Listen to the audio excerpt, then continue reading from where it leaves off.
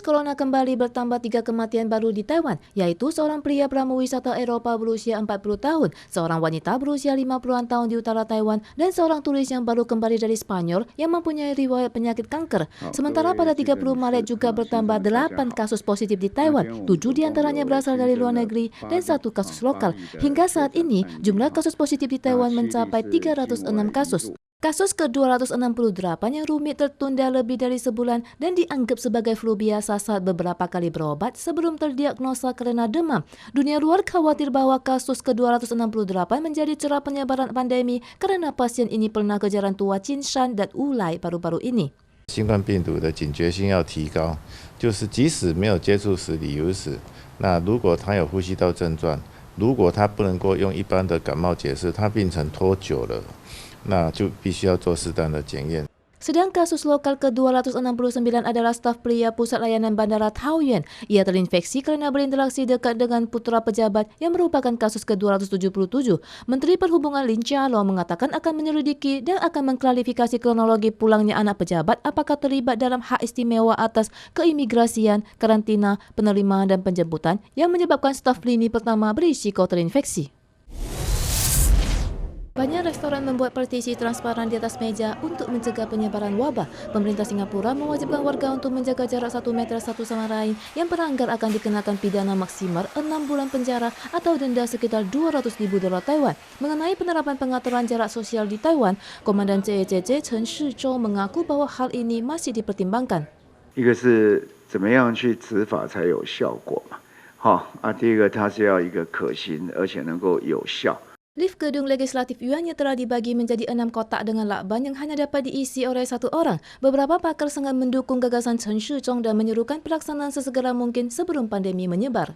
任何一个空间都应该要维持2公尺。譬如说，餐厅里面不符合这个的撤掉这几个方法。我们也看到一些国家捷运什么这个长排型的这个椅子上打叉的方式来提醒说那个是不可以做的。 Namun pada daerah perkotaan yang sempit dan padat, pemilik warung makanan khawatir mempengaruhi omset penjualan. Sebagian warga juga meragukan pelaksanaan melalui langkah hukuman. 这很难开罚吧？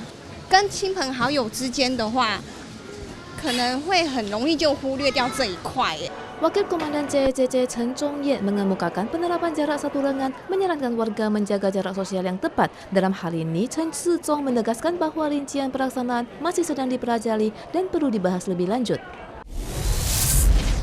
Pandemi COVID-19 terus merebak di Eropa. Lebih dari 2.400 kasus terinfeksi kembali muncul di Inggris selama 24 jam terakhir, dengan total lebih dari 19.500 kasus. Pejabat medis lokal berpendapat bahwa Inggris perlu menunggu setengah tahun sebelum pandemi berakhir untuk kembali ke kehidupan normal.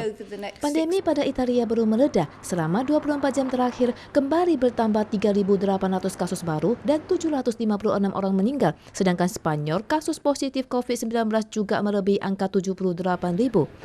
Juga di Eropa, Jerman dengan fasilitas medis yang memadai tidak hanya menstabilkan wabah domestik, tetapi juga membantu Prancis merawat pasien kritis. Pada saat yang sama, juga menerapkan larangan kontak yang ketat dengan melarang 2 orang atau lebih berkerumun di ruang publik secara hukum.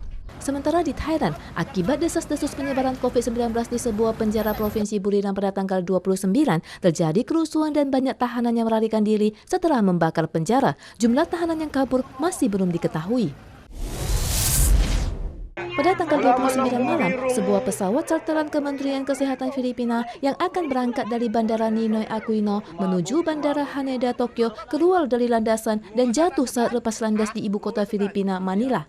Pesawat yang terbakar patah menjadi 3 bagian. 6 awak kapal bersama 1 penumpang asal Kanada dan satunya lagi dari Amerika tewas dalam insiden. Menurut laporan media Filipina, pesawat dengan nomor penerbangan RPC 5880 yang membawa pasokan medis ini dijadwalkan terbang sekitar 4 jam menuju Bandara Haneda mengalami insiden saat masih berada di Filipina.